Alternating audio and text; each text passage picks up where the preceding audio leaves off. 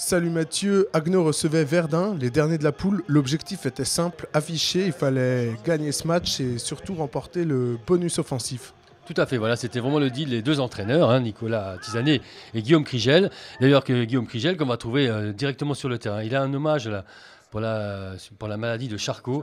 Un arbitre a été affecté par cette maladie et c'est un collectif avec la Fédération française et tous les comités sont invités à faire appel aux dons, ce que toute la France a fait ce dimanche. Alors on va que tout de suite les premières banderies avec le coup de pied décroisé de Guillaume Krigel qui était à l'ouverture pour Volodamadou qui marque tout de suite le premier essai. Alors on se dit ça va être une promenade de santé avec ce temps printanier, il faisait bon, tout le monde était heureux d'être là pour voir un match de rugby.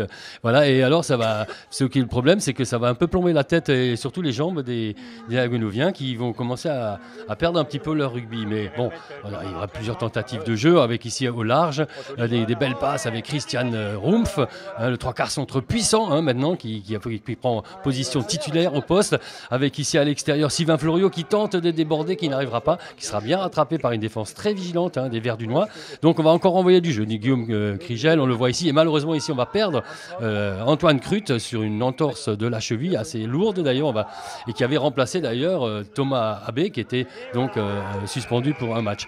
Donc alors voilà, cette déconcentration on en parlait, et les Verdunois vont mettre un petit peu du poids dans la balance en mettant un superbe essai suite à une déviation sur la touche et encore lancer une superbe attaque. C'est des joueurs qui ont vraiment du tempérament, et derniers certes, mais ils avaient envie de montrer leur qualité avant de quitter cette Fédérale 3. On voit ici encore une passe malheureusement pour eux qui sera effectivement justement sifflée en avant, et la colère de l'arrière, on le montre bien. Ici, cet arrière se venge avec une pénalité suite à un effondrement des Alsaciens. Donc voilà, la problématique, c'est qu'on se retrouve mené à la mi-temps, et ça ne plaît pas du tout.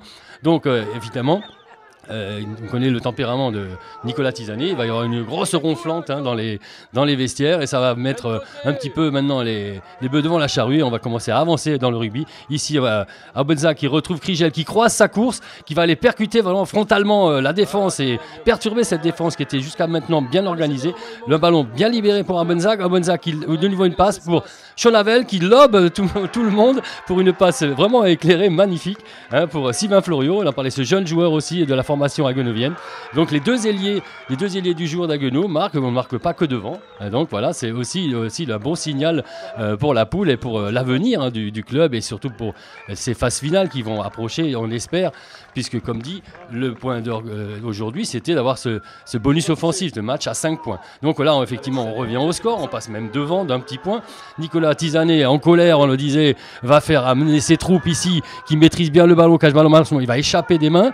Donc voilà, ce sera une pénalité qui va permettre à Guillaume Krigel de retrouver les belles sensations de buteur comme il était autrefois avec Strasbourg, et qui avec Haguenau désormais. On voit que la patte est toujours là, c'est parfait, impeccable.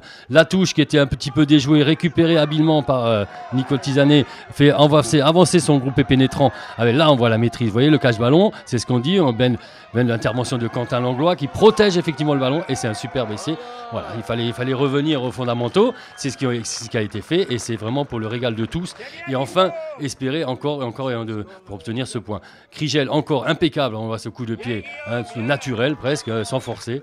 Donc encore quelques points de plus, 22-11, il manque encore cet essai. Et regardez ça, alors déjà un dégagement, on parlait aussi de l'attaque, mais on parlait aussi de la défense de Haguenau avec ce coup de pied de pression, on appelle ça. Même si ici le joueur arrive un petit peu à se défaire, regardez, vous allez voir le gros tampon, Rumpf, voilà, je suis là, présent, attention, faites attention maintenant, on sait défendre, on sait mettre des tampons et récupérer même des ballons comme ici, au contre-ruck ça s'appelle, avec Tisanet ici encore, qui va pouvoir proposer du jeu pour les autres. On va revenir pour la blessure du joueur, et ici de nouveau la qualité, la maîtrise qui permet toujours de progresser, de rassurer tout le monde, et voilà le ballon bien dans les mains pour un superbe essai pour le capitaine.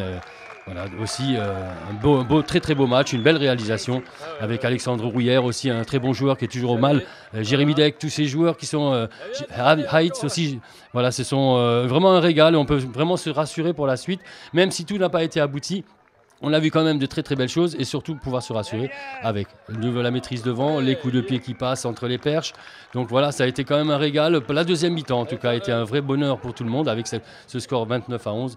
Et là, sur la dernière touche pour le VRAC, hein, c'était l'équipe de Verdun sur le Doubs qui est perdue, qui est gagnée plutôt par Léa Gonouvien, de belle maîtrise avec Rafmat au saut. Et c'est Abenza qui, une fois de plus, peut dégager vers la touche et terminer, mettre un terme à ce très beau match, en tout cas cette très belle deuxième mi-temps.